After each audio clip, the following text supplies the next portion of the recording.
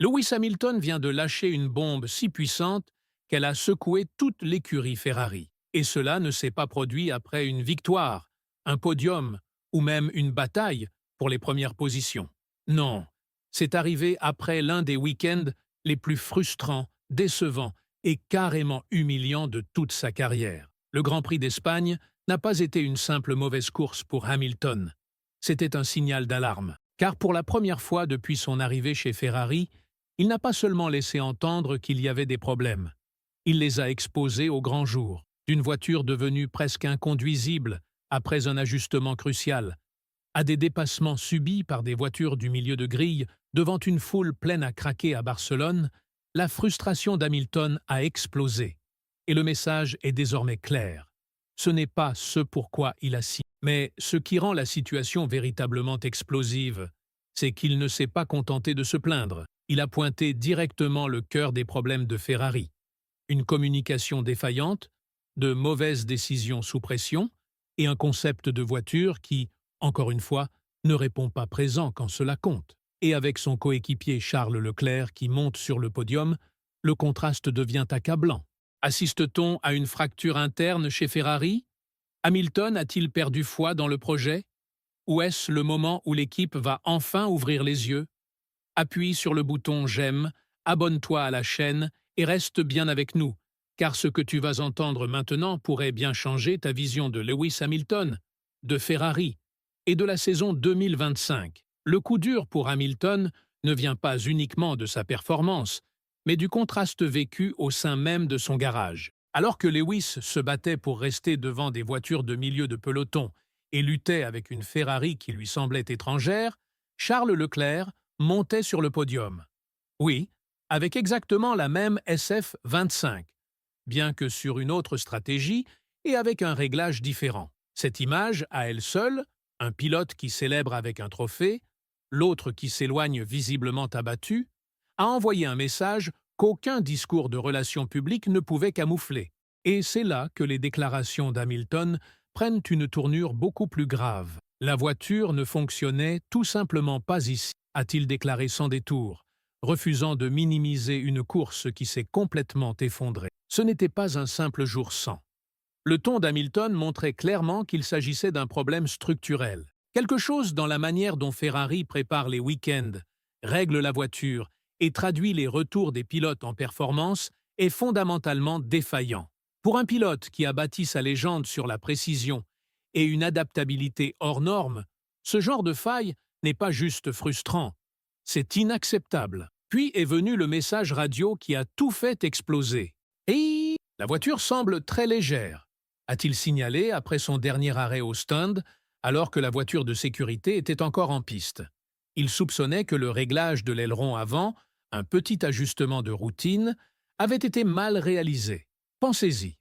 Dans l'une des écuries les plus riches et les plus sophistiquées de la grille, une micro-erreur a peut-être ruiné l'équilibre de la voiture pour le reste de la course. C'est précisément ce type de détail que les meilleures équipes maîtrisent. C'est le niveau de précision que Ferrari devrait atteindre par défaut. Et pourtant, nous parlons ici d'un simple flap qui pourrait avoir coûté à leur pilote vedette une place dans le top 6. Fred Vasseur, à son crédit, n'a pas complètement évité la question. Il a reconnu après la course que le réglage de l'aileron avant avait peut-être été compromis. Mais le simple fait qu'une erreur aussi basique puisse survenir lors d'un double arrêt au stand, dans une course où chaque seconde comptait, soulève des questions bien plus larges. Si l'équipe ne peut pas exécuter parfaitement dans la voie des stands, comment pourrait-elle rivaliser stratégiquement avec Red Bull ou surpasser McLaren au fil de la saison? Et pendant qu'Hamilton luttait avec l'inconstance, son coéquipier brillait. La troisième place de Leclerc, avec ou sans enquête, a été un chef-d'œuvre de timing, de gestion des pneus et de réactivité. Il a parfaitement saisi l'occasion dans des conditions changeantes. Et surtout, son côté du garage a tout fait correctement. Ce n'est pas de la chance, c'est de la synergie. C'est un pilote et un ingénieur qui parlent le même langage. C'est exactement ce qu'Hamilton avait avec Bono chez Mercedes. Et aujourd'hui, chez Ferrari, ce lien semble inexistant. Il ne s'agit pas de talent, il s'agit d'harmonie, de communication et d'exécution. Et pour le moment, Ferrari semble incapable de faire fonctionner les deux côtés du garage en même temps. C'est une catastrophe annoncée, surtout avec un pilote aussi expérimenté et perfectionniste qu'Hamilton. Le ton d'Hamilton après la course était calme, mais ne vous y trompez pas.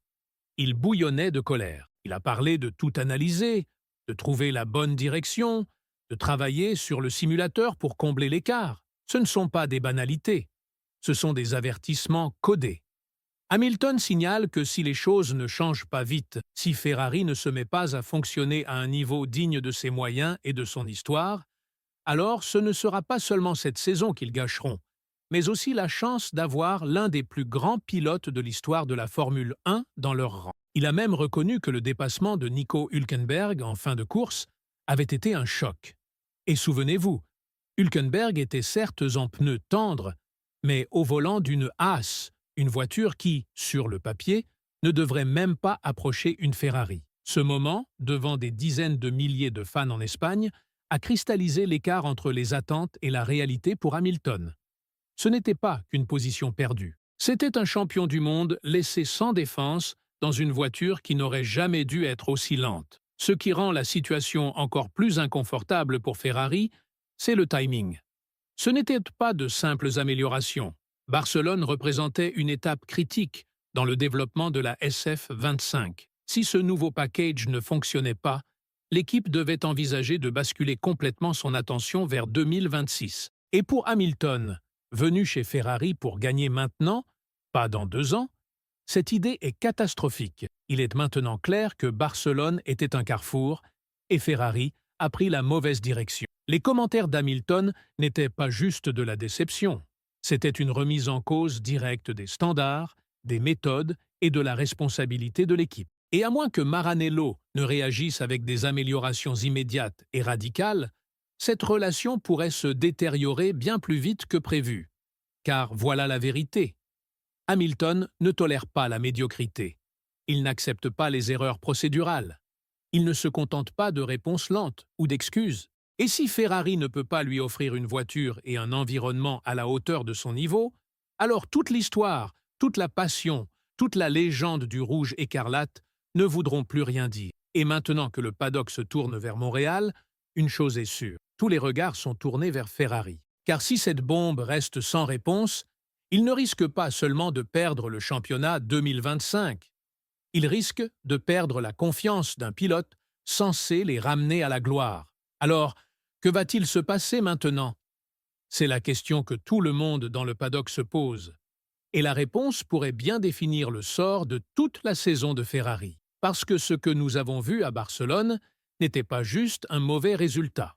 C'était l'aboutissement de mois de tensions non résolues, d'exécutions ratées et de potentiel gaspillé. Lewis Hamilton n'a pas seulement lâché une bombe. Il a tenu un miroir devant les failles de fonctionnement de l'équipe. Et désormais, Ferrari n'a plus aucun endroit où se cacher. Vont-ils enfin prendre ces remarques au sérieux? Vont-ils reconnaître que le système actuel, les stratégies, les réglages, les arrêts au stand ne fonctionnent tout simplement pas au niveau requis pour se battre pour un titre mondial?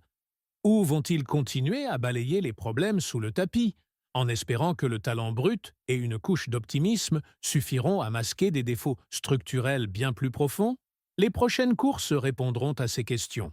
Montréal n'est pas une étape comme les autres du calendrier. C'est un circuit où la confiance, la précision et la complicité entre le pilote et son ingénieur sont incontournables. Et si Ferrari échoue encore là-bas?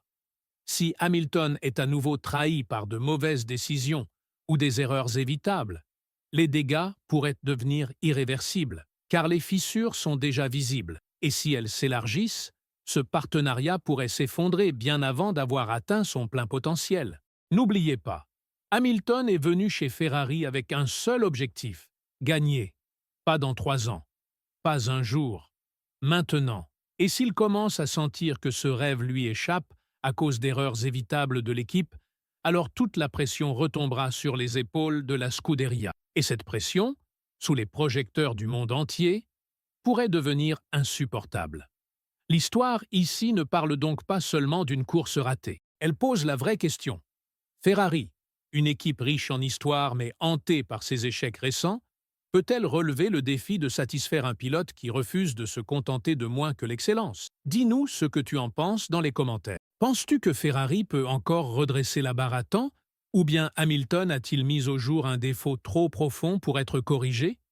Et si tu veux suivre chaque rebondissement de cette saga à haut risque, n'oublie pas d'appuyer sur «J'aime», de t'abonner à la chaîne et d'activer la cloche. Car la route vers le Canada est déjà lancée, et elle pourrait bien mener à la course la plus importante de l'ère moderne de Ferrari.